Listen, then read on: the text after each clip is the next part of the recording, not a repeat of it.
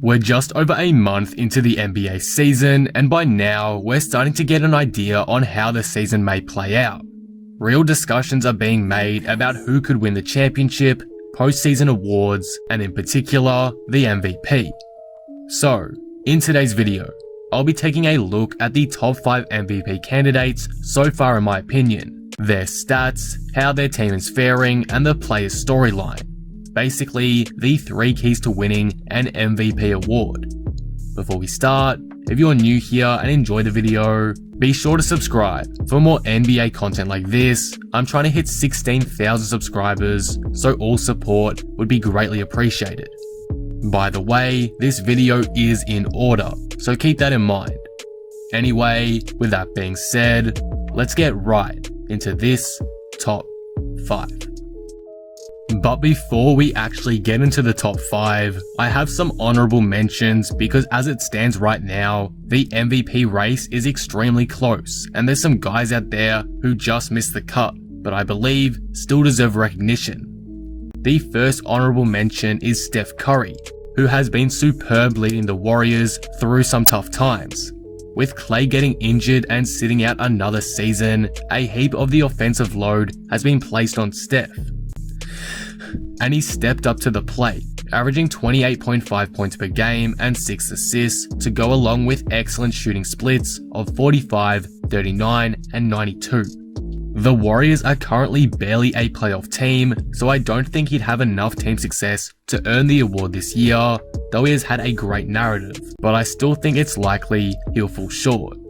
Regardless, Curry has continued to prove how great of a player he is in 2021, having some absurd offensive games, so I'm just happy to see him back at his best, injury-free. Another player playing at an MVP level is Giannis Antetokounmpo, but due to voter fatigue, I find it hard for him to get a lot of votes. Don't get me wrong, he's still been elite, averaging 27 and 10, but the media is starting to focus a lot on what he doesn't do, and are really just trying to see him dominate in the postseason, not the regular season anymore. Unless he turns this season into something historic personally, and the Bucks are by far the league's best team, I can't see him getting close to the award, unfortunately. Paul George had a hot start to this season and launched himself into the MVP conversation early on, but the idea he'll take it home has slowly faded away as of late. PG is still dominating within Ty Lue's system and is a real shot at perhaps being a finalist for the award, but with how people hate the Clippers and PG himself, that does play a factor in me believing he won't win it at the end of the day.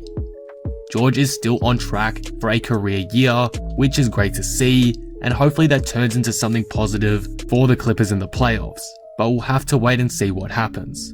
The final honorable mention I'll talk about today is Jaylen Brown, who has just been so confusingly great this year. Brown continues to take leaps and bounds in improving his game every season, and 2021 has been no different, becoming arguably the Celtics' best offensive player.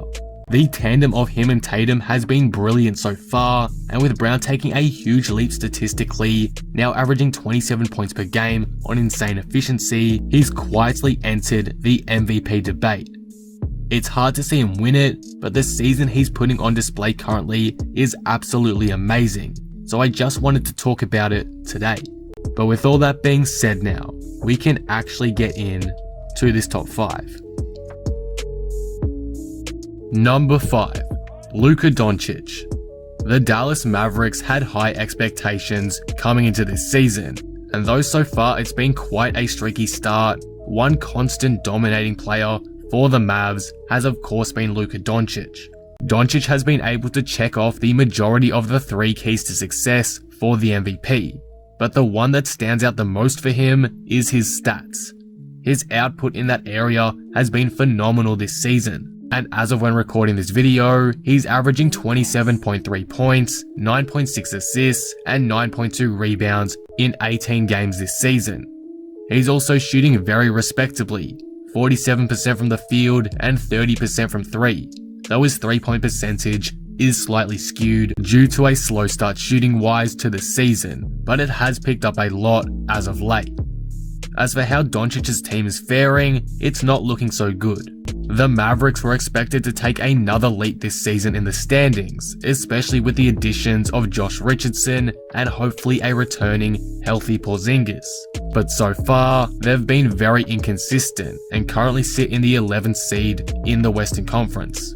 Obviously, if that type of play continues, Doncic is extremely unlikely to win the award, but I have enough faith in Doncic and the Mavs to turn things around that have left him on the list at number 5.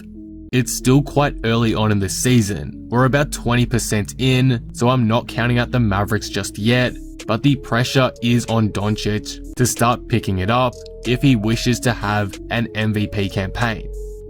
The final key to success to winning MVP is of course the storyline or narrative. And as much as I dislike voter influence from that kind of thing, it's inevitable it will happen. Doncic's storyline isn't anything crazy, nothing like a Westbrook 2017 type narrative, but he could be one of the league's youngest MVPs this season if he were to win it. So for some, that may be a driving force for their votes. Overall, Doncic was an early favourite to take out the MVP, and things evidently haven't gone perfectly for him. However, with his stats and late game heroics becoming more obvious as of late, it's clear he is a top man in this race. If the Mavericks turn things around as a whole, then perhaps his chances become more alive. But as of right now, I think placing him down here at number 5 is very fair to me. Number 4, Kevin Durant. Coming off a serious Achilles injury, not much was expected from Durant. In the past, only one player has fully recovered and played even better post-Achilles rupture, and that's Dominique Wilkins. But as it seems currently, we may have to add on Kevin Durant to that list. In 2021, he has shocked everyone and is playing on an absurd level right now, and for that reason, has launched himself back into the MVP conversation. With 2 other borderline superstars around him, it may be hard to picture him securing the award, but if his level of play continues, it wouldn't surprise me at all if he did. He's averaging 30 points, 5.5 assists, and 7.5 rebounds, and only trails Bradley Beal in points per game, as of when writing this script. His efficiency has also been through the roof, currently with a true shooting percentage of 64.8%, second best of his career. After a slowish start, the Nets have turned things up a notch ever since acquiring James Harden and now rank 4th in the Eastern Conference, 1.5 games behind top spot. If both of these rates continue, Durant's scoring and Brooklyn's wins, there's no doubt Durant will be a unanimous name in the MVP discussion. Durant's biggest strength for his MVP campaign, but perhaps maybe a weakness for him as well, is his narrative. He does have the bounce back season story, coming off the injury tear, which in my mind will no doubt influence the voters. It's a crazy story, and Durant will probably get a lot of love off of that. But now with a big 3, some may undervalue his impact to the team's success. People will say he can't win without a super team, etc. So that could hurt his case. Overall, I have Durant at 4 because he's been fantastic in his return to basketball, but in my view, there's still a good handful of players more likely to win the award. Durant's fantastic story and team success will help his case a lot, so I think it's very likely he'll be in the conversation still as the regular season draws to a close. Number 3, Nikola Jokic. There is only one word to describe how Nikola Jokic has played in the 2020-21 season so far, and that is incredible. The best center in the NBA debate has fired up even more as of late, and that's due to the brilliant play of the Joker early on. The Nuggets are battling out west, trying to maintain the success of last season, and the reason why they just went on a big 5-game win streak is because of Jokic himself. In 36 minutes of action, Jokic is averaging a near triple-double with 25 points, 9 assists, and 11 rebounds per game. That is just, as I stated, incredible. It doesn't look like he's slowing down either, averaging 27 and 12 in his last 5 matches, including a huge 47-point outburst to beat the Jazz today. After a slow start, Denver has pegged their way back and now sit 4th in the Western Conference, 4 games behind the first-seeded Jazz. This helps Jokic's MVP case thoroughly. He's showing he's a winning player, and even in the Nuggets' rough start to 2021, he's been their only consistent guy night in and night out. Murray has continued to be an inconsistent regular season player, which was honestly a substantial reason why the Nuggets haven't jumped out the gates as expected. But with Jokic holding firm, they're returning to the top where they belong.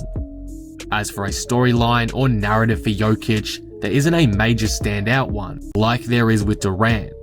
The only one I can think of is in relation to the debate over who the best center in the NBA currently is. With both Embiid and Jokic playing at the best they've ever played at, it's not clear who is better right now, which raises the stakes for the two of them over this MVP award, as both are 2 clear-cut candidates for it. It's nothing huge for Jokic, but could propel him over the line, especially if by the end of the season, the convo is just down to the 2 of them.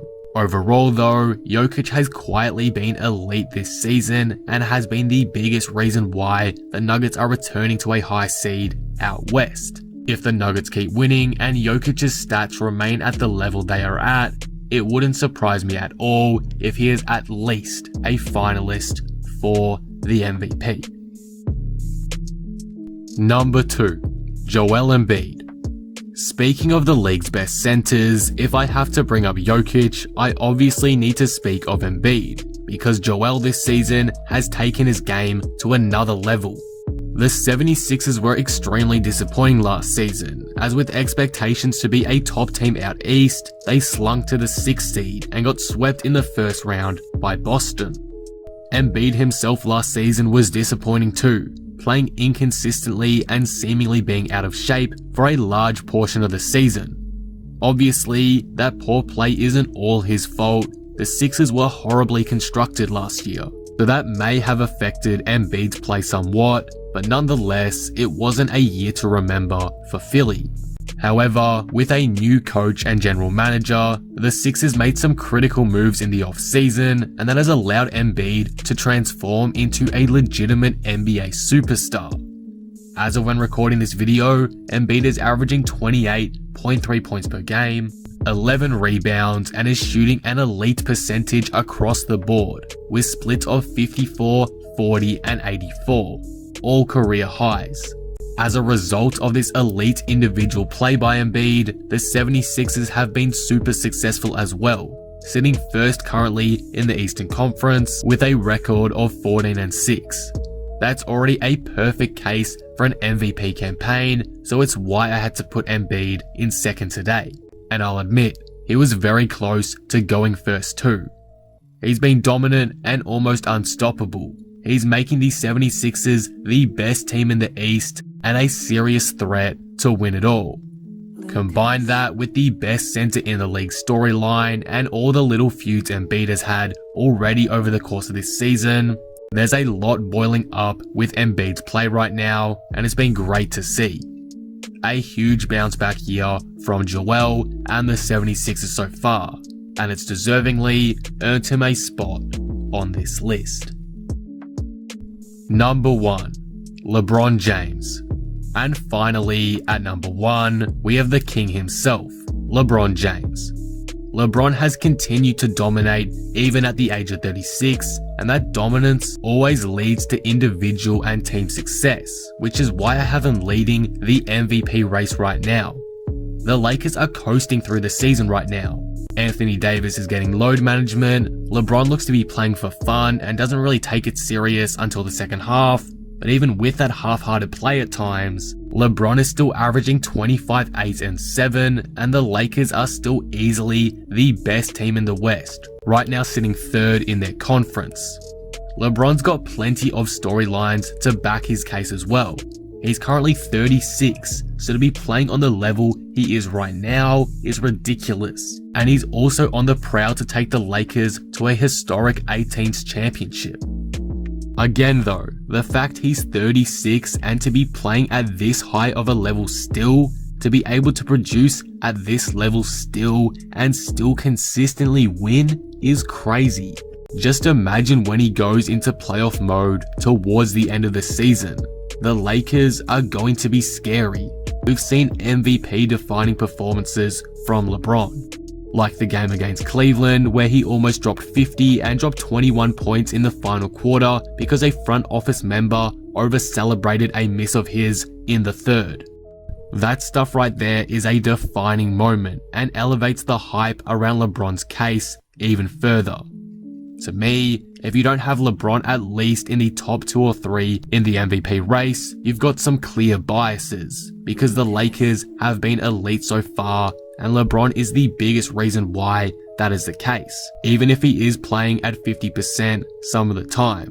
LeBron has yet again been dominant. It's just so hard to go past him as the front runner. So for that reason, if the season were to end today, I would hand LeBron his 5th MVP. And that will conclude the top 5. What do you guys think of this? Do you agree with my list? Who's leading the MVP race right now in your opinion? Let me know all your thoughts down in the comments below. If you enjoyed the video, be sure to drop it a like and subscribe. But with that being said, I am out. Peace.